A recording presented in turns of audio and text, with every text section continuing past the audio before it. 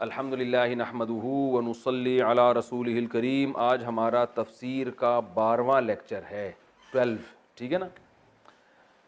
और आज हम अलम तरा के बाद वाली सूरत लिईलाफी कुरैशिन पढ़ेंगे, ठीक है।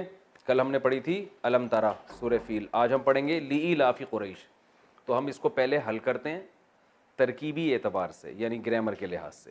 पहला लफ्ज़ है ली। अच्छा, हमने एक और काम किया, सफ़े बहुत ज़ाया हो रहे थे ना वही, क्योंकि नीचे वाला तो कैमरे में आ नहीं रहा था, तो उसी को हमने सफ़ी भाई के, मौलाना सफ़ी साहब हैं, इनके मशवरे पर जो नीचे के सफ़े काट कर अलग से बना दिए उनको, ताकि ज़ाया ना हो जी। लेकिन हमारे यहाँ जो भी मशवरा, और फिर लोगों के कमेंट्स भी आ रहे थे सफ़ा ज़ाया हो रहे हैं, तो ये अच्छा कि इन्होंने वो किया कि ज़ाया होने से बचा लिया। तो हमने वही सफ़ात काट के, जब ये होंगे तो फिर आगे नए सफ़ात पे चलेंगे, नीचे के रह जाएंगे उनको काट के फिर दोबारा लगा देंगे। तो ये सारा सवाब इनके खाते में जा रहा है। बस हम सिर्फ सवाब ही के कायल हैं, पैसे वैसे हम मशवरे के देते नहीं। अच्छा भाई, लिईलाफी कुरैशिन, लिईलाफी कुरान मजीद सामने रखना है, 15 लाइनों वाला या 16 लाइनों वाला, और हमेशा के लिए फिर वही रखना है। तो कुरान सामने रख के ये आपने लेक्चर सुनना है। अच्छा, लिईलाफी, ली जो है ना, ली का माना होता है लिए या वजह से, वजह से भी होता है इसका माना, इस वजह से। जैसे हम कहते हैं कि लिहाजा, उर्दू में लफ्ज़ इस्तेमाल होता है लिहाजा। लिहाजा मैं आप मुझसे पैसे मांग रहे हैं, लेकिन चूंकि आपका माजी का रिकॉर्ड बहुत ख़राब है, लिहाजा मैं आपको पैसे नहीं दे सकता। क्या मतलब लिहाजा, यानी हादा का माना ये जो मैंने अभी वजह बयान की है, ली इसलिए, इस वजह से। कैसा ख़ानदानी मिसाल हो गई ना, लिहाजा इस वजह से। रीज़न ये है कि आपका माजी का रिकॉर्ड बहुत ख़राब है, आपने जितने भी महल्ले वालों से पैसे खाए हुए आज तक कभी वापस नहीं किए, लिहाजा मैं आपको पैसे, मैं मिसाल वही देता हूँ जो लोग, हर एक जो भुगत चुका है ना ठीक है, जो सब भुगत चुके हैं वो वाली मिसाल समझ में आती है ना लोगों के। लिहाजा आप इस खुशफहमी में मुब्तला नहीं रहिएगा। तो ली का माना लिए, हाजा का माना ये जो वजह मैंने अभी बयान की है। तो ली का माना वजह से भी होता है और ली का माना लिए भी। अल्हम्दुलिल्लाही है ना कुरान में, अल्हम्दुलिल्लाही असल में था अल्लाह ही के शुरू में ली डाल दिया, तो ली अल्लाह से लिल्लाही। तमाम तारीफें हैं किसके लिए? अल्लाह के लिए, ठीक है ना। तो लिल फुकाराई कुरान में आता है, ज़कात है किसके लिए? लिल फुकाराई, फुकारा के लिए, फ़कीर की जमा फुकारा आती है, फ़कीरों के लिए ज़कात है। तो अब समझ में आ गया, ली का माना वजह से। ई लाफ क्या चीज़ है? आपने पढ़ा था इकराम, इकराम लफ्ज़ बाब है ना, बाब इकराम। तो ई लाफ असल में था इलाफ, इलाफ, इकराम की तरह। इसको पढ़ते हैं ई लाफ। मैंने बताया था ना, हमजा जहां आएगा, वाव अलिफ यहां जहां आएगा, तो वहां गड़बड़ कुछ ना कुछ होगी। तो इलाफ से बन गया ई लाफ।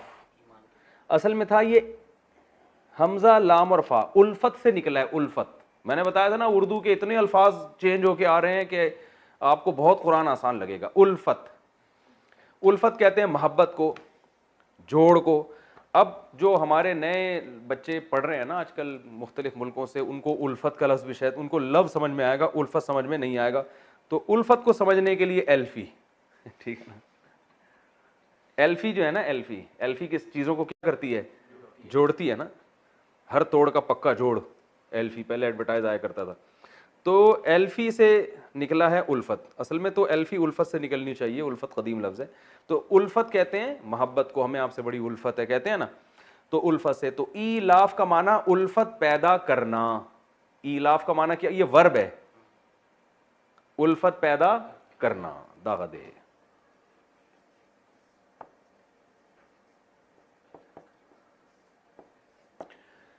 उल्फत किसे कहते हैं? देखें, एक लफ्ज होता है मोहब्बत, मोहब्बत तो लव को कहते हैं, उल्फत मोहब्बत को नहीं कहते। आपको पता है, जब कोई चीज समझना हो तो अपोजिट से समझा जाता है। उसकी अपोजिट क्या होती है? तो अपोजिट है वहशत। जब आप किसी को देख के आपको एक वहशत होती है ना, जैसे आप जंगल में गए, शेर को देखा, आपको वहशत हुई, ठीक है ना। या आप तन्हा हैं जंगल में, आपने अपने जैसे किसी इंसान को देखा तो आपका दिल उसकी तरफ माइल हुआ। तो वहशत की अपोजिट उनसियत भी आती है और उल्फत भी, जिससे इंसान का दिल जिसकी तरफ माइल होता है, तो उनसियत भी कहते हैं और उल्फत भी। तो अल्लाह फरमाते हैं लीलाफी कुरैशिन,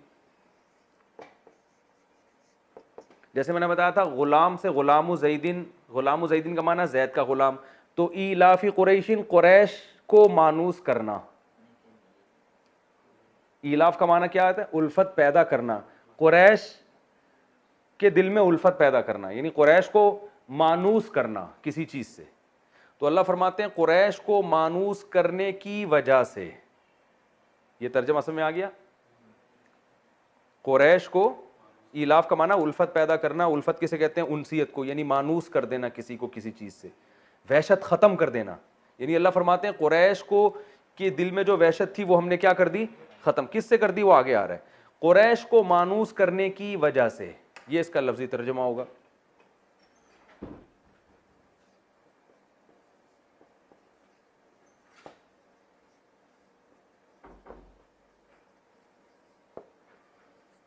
यानी कुरैश के दिल में उल्फत पैदा करने की वजह से। ईलाफिहिम रिहलतश शिताई वस्सैफ, इसी लफ्ज का दोबारा तकरार है, ईलाफिहिम।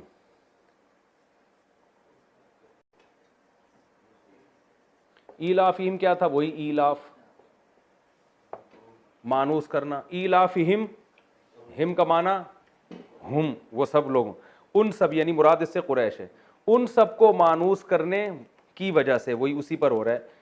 इलाफिहिम रिहलतश शिताई, रिहला कहते हैं सफर को, ठीक है ना? रिहला किसे कहते हैं? उर्दू में इससे मिलता जुलता कोई इस्तेमाल होता है? नहीं, मरहला भी इसी से मिलता जुलता है, लेकिन वो लोगों की समझ में नहीं आएगा। रिहला बहरहाल किसे कहते हैं? सफर को, यानी कूच करना, अपने इलाके से मूव करना।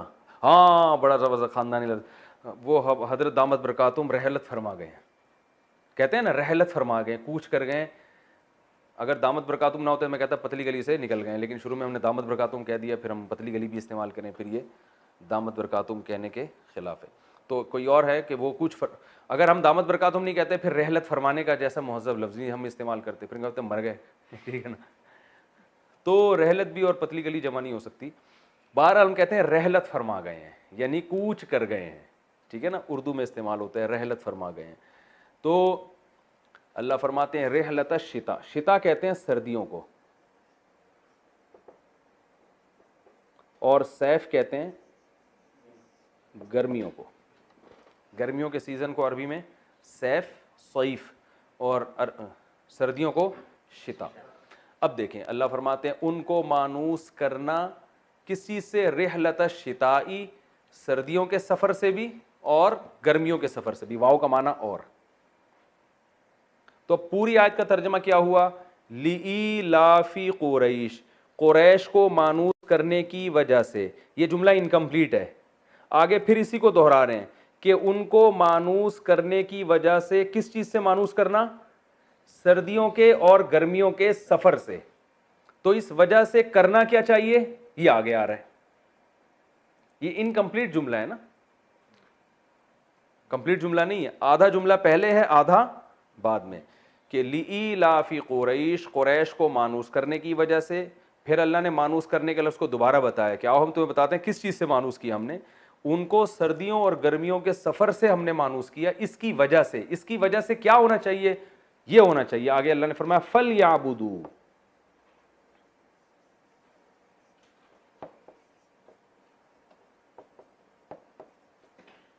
दागद कना, ठीक है ना? फल याबुदू, फा का माना तो, या फिर तो के लिए भी आता है। तो किसे कहते हैं? भाई कोई काम हो रहा है तो उसके नतीजे में ये होना चाहिए, फा का माना तो। ये जो लियाबुदू है, अच्छा ये फल याबुदू मैंने गलत लिख दिया, सॉरी, ये यूं है, फल याबुदू, फल याबुदू, ये ताबुदू लिख दिया गलती से। कुरान में देख लेना जो लिखा हुआ है, वहां समझ में आ जाएगा। असल में था फा अलग है, लियाबुदू अलग है।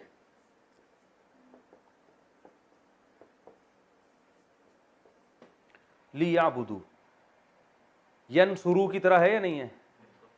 यनसुरू, यनसुरानी, यनसुरूना, तो रूना के आखिर में नून गायब है।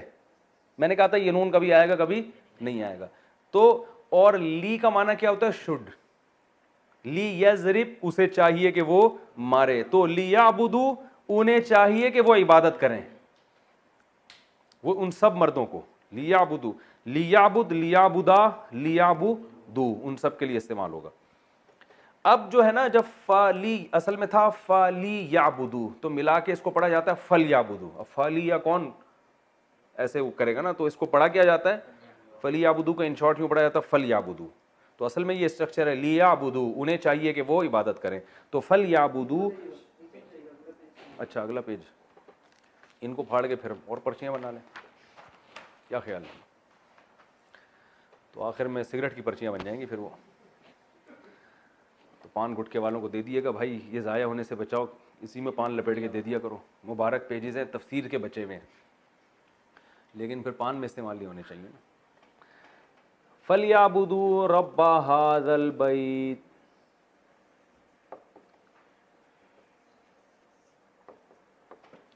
फलयाबुदू, उन्हें चाहिए कि वो इबादत करें, किसकी? रब्बा, रब की, हादा, हादल बैत, इस घर की। अल्लाह इशारा करके कह रहे हैं ये जो खाना काबा है ना, इस घर की इन्हें चाहिए, किसको? कुरैश को चाहिए कि वो क्या करें? इबादत करें। सॉरी, इस घर की नहीं, इस घर के रब की कुरैश को चाहिए कि वो इबादत करें। अल्लज़ी, वो लफ्ज़ आ गया ना जो मैंने बताया था, वो जो के, यानी ऐसा रब जो के, वो वाला रब जो के, अतआमाहुम, मजा ना आए पैसे वापस, अतआमा, अकरमा की तरह, अकरमा इकराम किया उसने, और मजदर क्या आता है? इकराम। तो अतआमा खिलाया उसने, मजदर क्या आता है? इतआम। उर्दू में क़याम व ताम का इंतज़ाम नहीं लिखा होता होटलों पे, जब आप मोटरवे पे जा रहे होते हैं, क़याम व ताम 5 किलोमीटर लिखा होता है ना, क़याम व ताम, चमचे कांटे बने हुए होते हैं उसमें।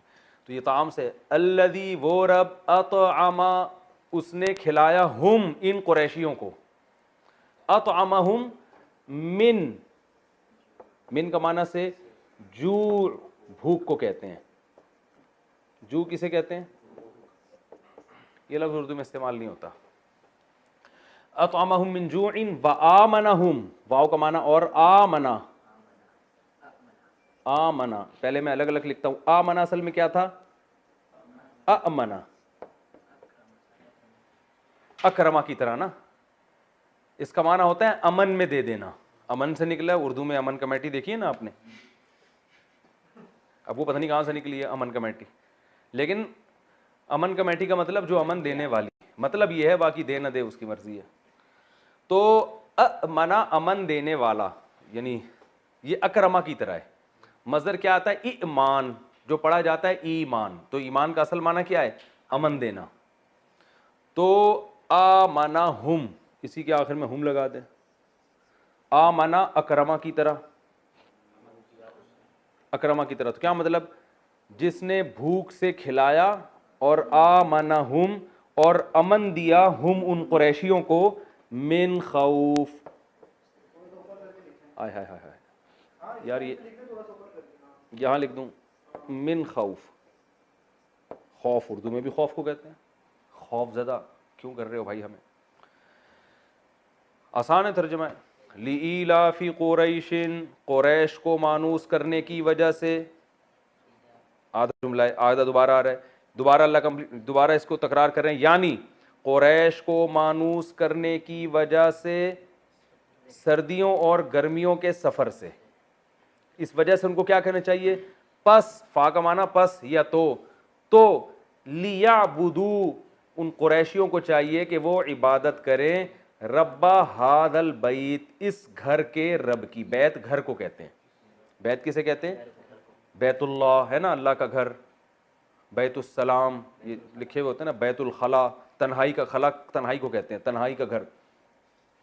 तो और रब्बा हादल बैत, उन्हें चाहिए कि वो इबादत करें इस घर के रब की।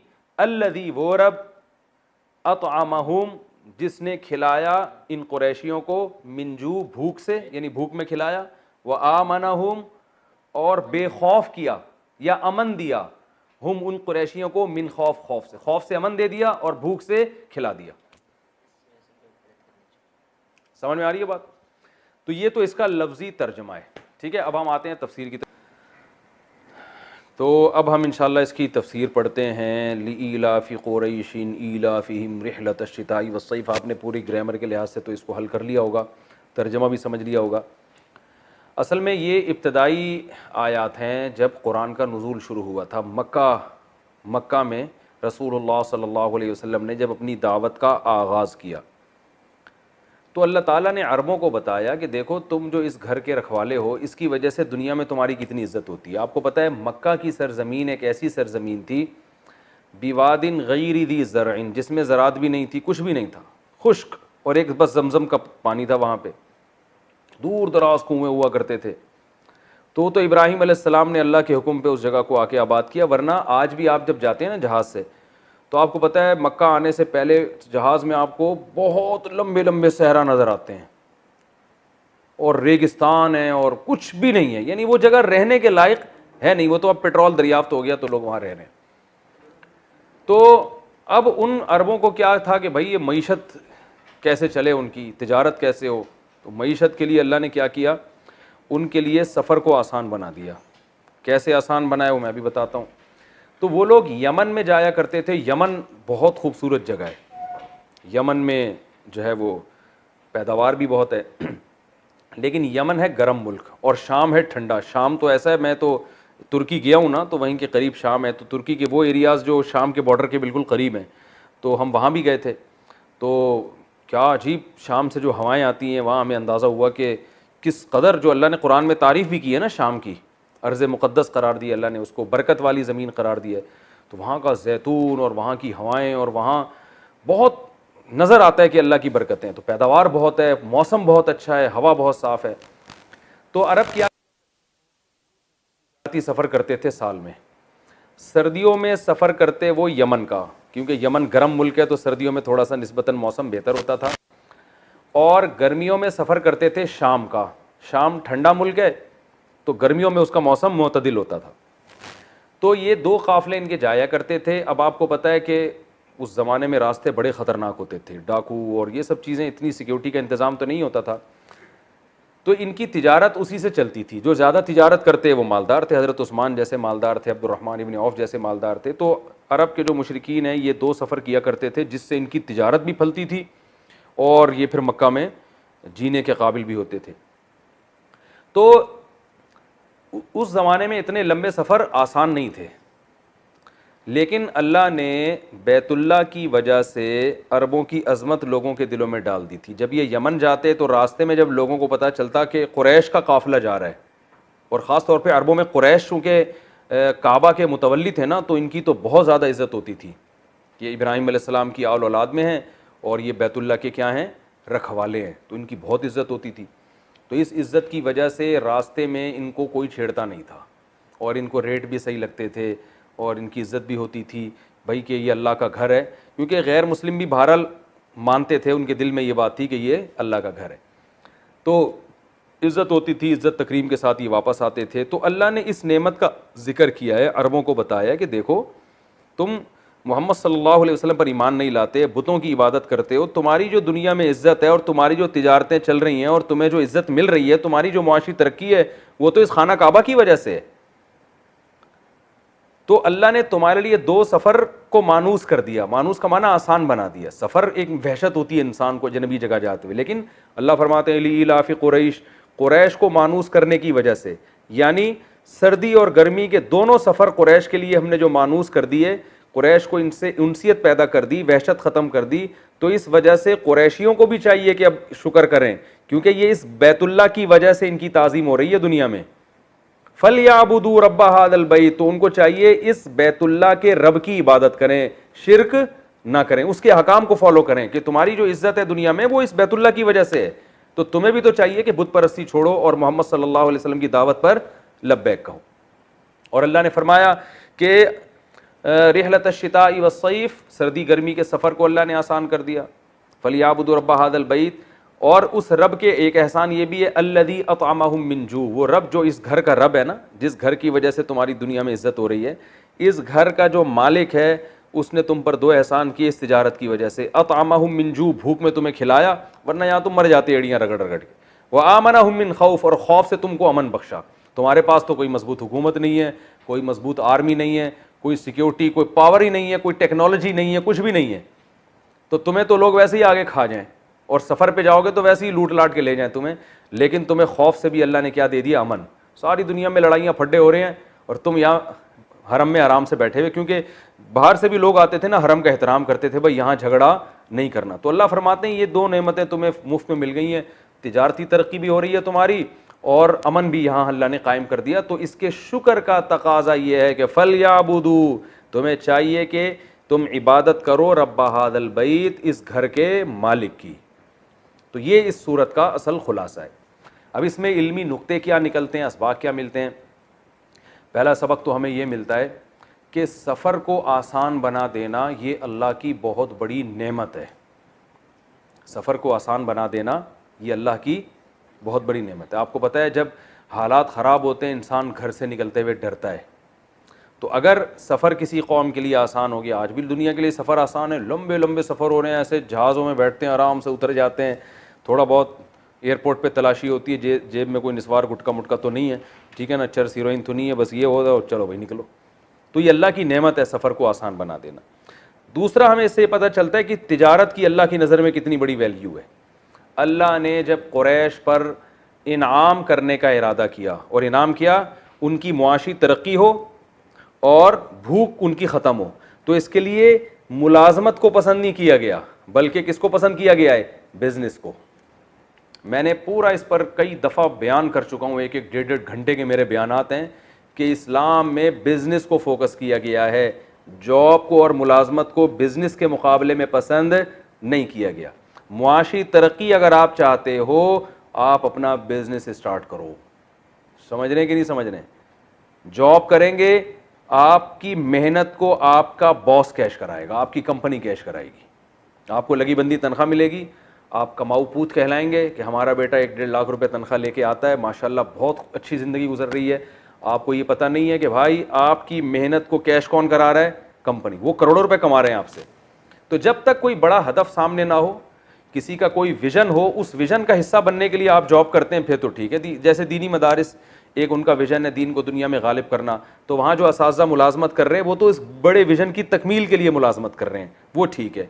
आर्मी में जो लोग जॉब करते हैं, मुल्क का डिफेंस एक बहुत बड़ा विजन है, तो वहाँ जॉब करना इसलिए अच्छे काम है कि भाई वो एक डिफेंस का यानी एक विजन का हिस्सा है, क्योंकि वहाँ इस तरह जॉब किए बगैर फिर वो सेटअप चल नहीं सकता।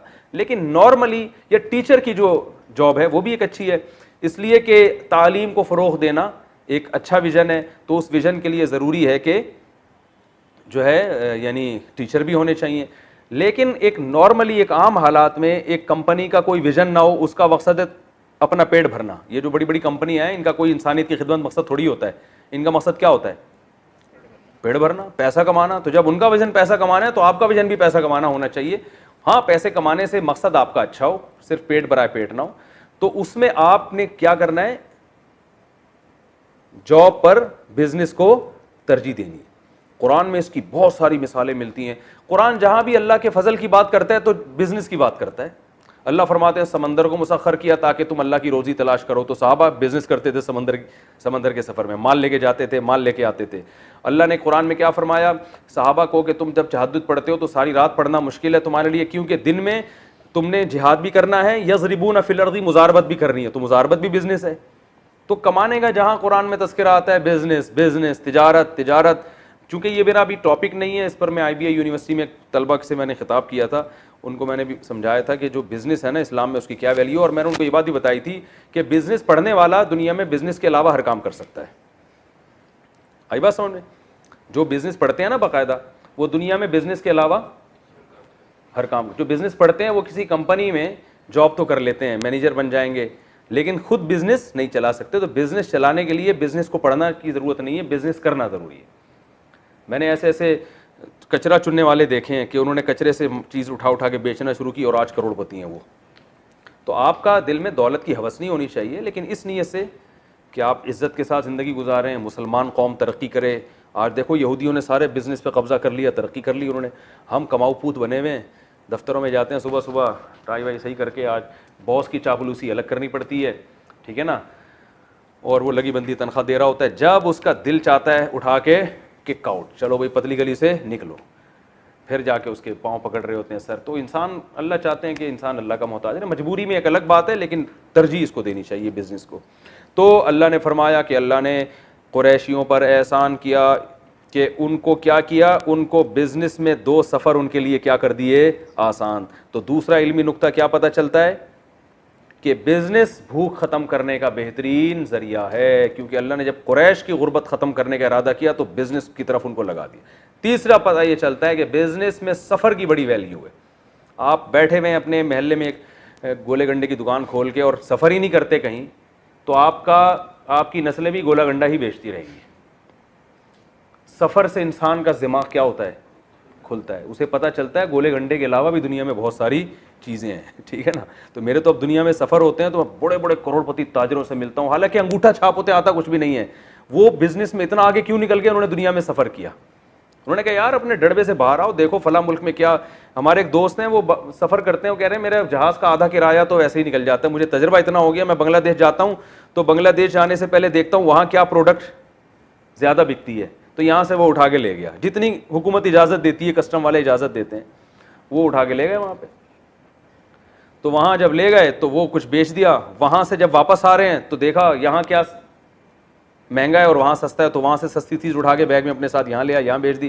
कह रहे हैं ऐसे में प्लस माइनस करते रहता हूँ, और किसी के कस्टम वाले से अच्छे ताल्लुकात हों ठीक है ना, तो फिर तो आपको पता है कि वो अच्छे होने नहीं चाहिए, लेकिन एक मिसाल दे रहा हूँ मैं, तो वो तो फिर आपको पता है पेड़े खा रहे होते हैं बैठ के। तो सफ़र का भी अहमियत का पता चलता है कि अल्लाह फरमाते हैं ये यमन के कितना दूर है यमन, और कितना दूर है शाम सऊदी अरब से। अल्लाह फरमाते हैं तुम सफ़र करते हो, लेकिन करते थे सफ़र तो इससे उनकी तिजारत में तरक्की होती थी, जैतून लाते थे वहाँ से, इंजीर लाते थे और पता नहीं क्या क्या चीज़ें लाते थे।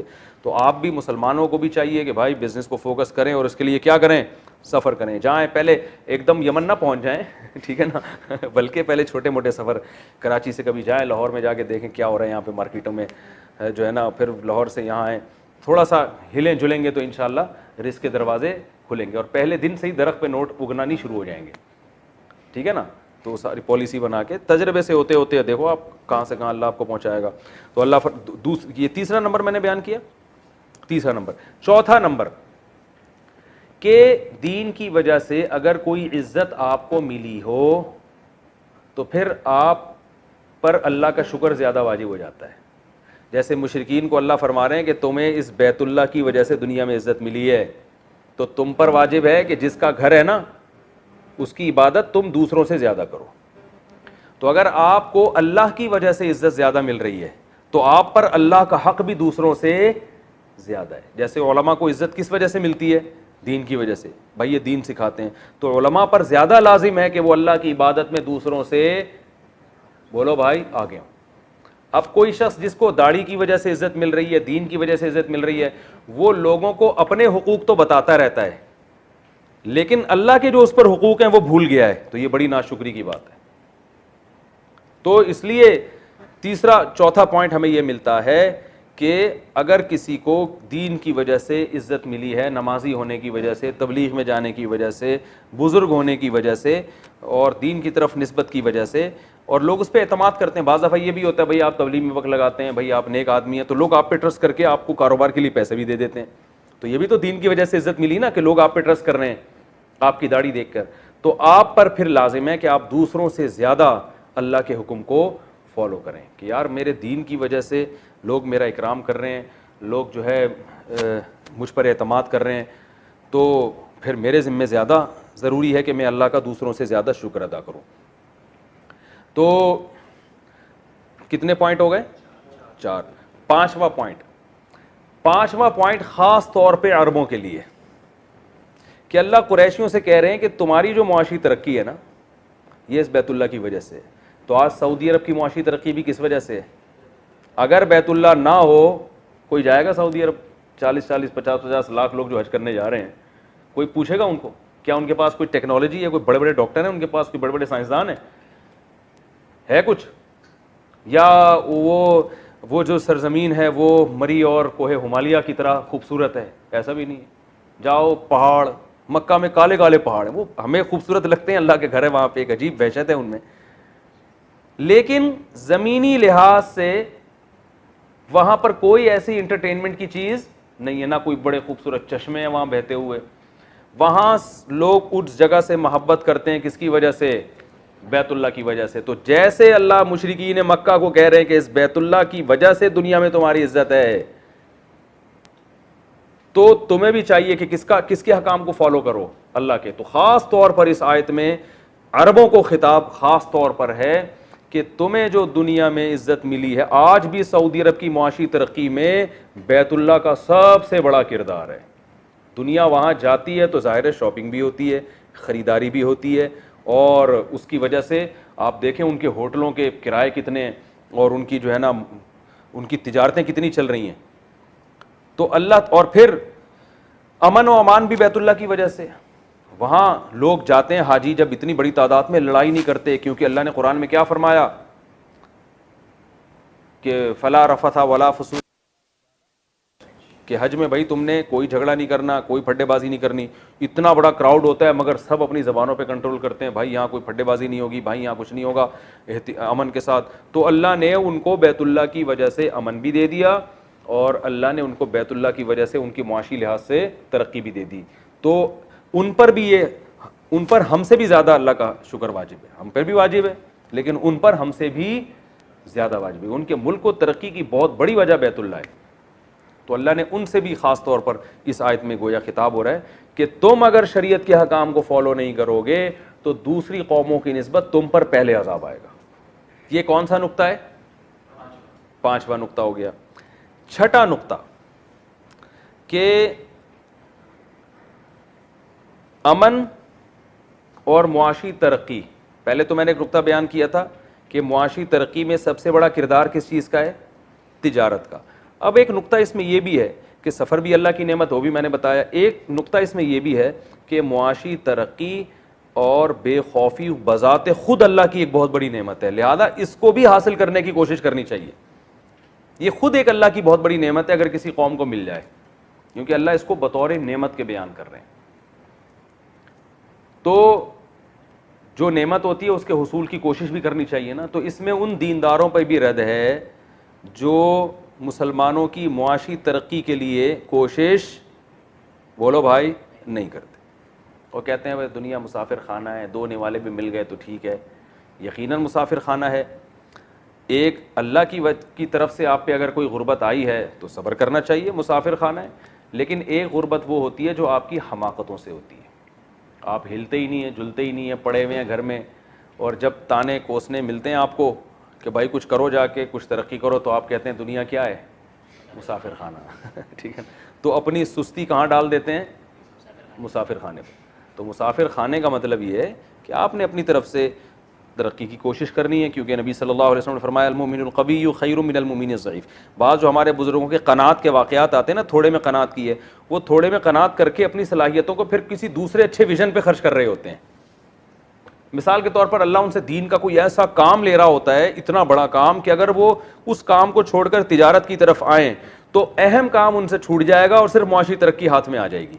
ऐसे मौके पे फिर ऐसे जो पर्सनैलिटी है, जो ऐसी शख्सियतें हैं कि जिनसे कोई बहुत बड़ा काम लिया जा रहा हो, उनको फिर ये कहा जाएगा कि भाई आप थोड़े पे गुजारा करें, क्योंकि आप एक बहुत बड़े विजन का हिस्सा हैं।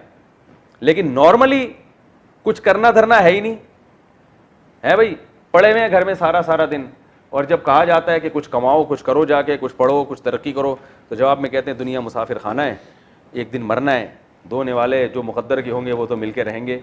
तो ये करात नहीं है, ये क्या है? इट इज़ कॉल्ड सुस्ती, पैसिव वॉइस है ना, इसको क्या कहा जाता है? सुस्ती। तो ये नहीं है। हाँ, जो हमारे अकाबिर के कनात के वाक़यात हैं, थोड़ी थोड़ी तनख्वाहों में गुजारा किया, और वजह, और उनको कारोबार की तरफ इसलिए नहीं गए कि वो भाई वो कहते थे हमारा वक्त ऐसा है कि अगर हम ये दीन का काम छोड़कर इस तरफ गए तो पैसा तो कमा लेंगे, मगर ये अहम काम हमसे रह जाएगा। इसी वजह से रसूलुल्लाह सल्लल्लाहु अलैहि वसल्लम ने नबूवत से पहले तिजारत की, मगर आपने नबूवत के बाद तिजारत नहीं की है। लेकिन ये हर एक के लिए नहीं है। वजह उसकी ये थी कि नबी का जो मिशन था वो इतना उसमें आप मसरूफ थे कि आपके पास तिजारत का वक्त नहीं था। तो अल्लाह ने फिर आपसे वादा किया कि अल्लाह ने आपका रिस्क अपने जिम्मे ले लिया है, जो आपकी जिम्मेदारी आप अपने आप को उसमें खपा दें। फिर नबी ने फरमाया जो इला रिस्की तहत ज़िल्ल रुमही, अल्लाह ने मेरी रिस्क जिहाद में रख दी है, माल गनीमत से जो आएगा बस मैं उस पर गुजारा करूंगा। तो आप सल्लल्लाहु अलैहि वसल्लम को कभी कोई हदिया दे दिया करता था, उस पर गुजारा होता था, माल गनीमत से जो आ जाता उस पर गुजारा होता, कुछ भी नहीं होता तो आप भूखे रहते।